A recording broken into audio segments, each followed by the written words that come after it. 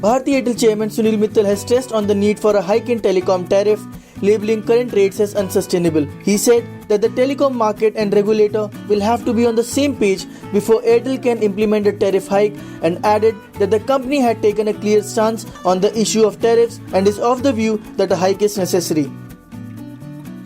World Bank President David Malpass on Saturday warned G20 leaders that failing to provide more permanent debt relief to some countries could lead to increased poverty and a repeat of the disorderly defaults seen in the 1980s. Malpass said that he was pleased by progress made by the group of 20 major economies on increasing debt transparency and providing debt relief to the poorest countries, but felt more was needed.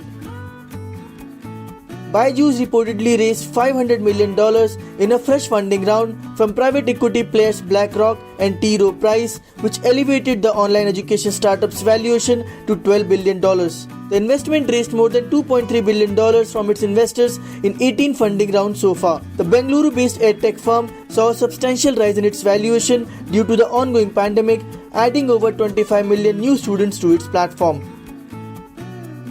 Prime Minister Narendra Modi at the G20 summit on Saturday said that the COVID-19 pandemic is the biggest challenge the world has been facing since World War II and is an important turning point in the history of humanity. Modi said that work from anywhere is a new normal in the post-COVID world and suggested creation of a virtual G20 secretariat. He suggested developing a new global index for the post-corona world with key elements including creation of a vast talent pool, the availability of technology to all segments of society, transparency in systems of governance, and dealing with Mother Earth with a spirit of trusteeship.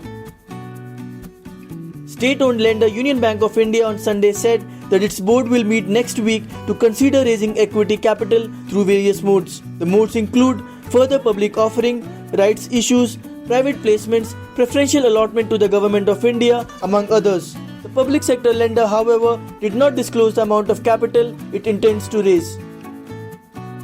The Reserve Bank of India has become the world's first central bank to achieve 1 million Twitter followers. The account witnessed as many as 2.5 lakh new followers, joining RBI's Twitter handle. RBI Governor Shaktikanta Das shared the news on the microblogging site and congratulated his colleagues. The central bank has surpassed the US Federal Reserve and European Central Bank, emerging as the most popular central bank on Twitter. The eminent economist Ashima Goel said on Sunday that India's macroeconomic situation is improving fast and the country's GDP growth will turn positive in the third and fourth quarters of the current financial year. She said that the management of the COVID-19 pandemic and gradual unlocks announced by the government had helped in avoiding multiple COVID-19 peaks. Goel, who has been appointed as member of the Monetary Policy Committee of the RBI, said there is progress on many reforms which will make higher long-run growth sustainable.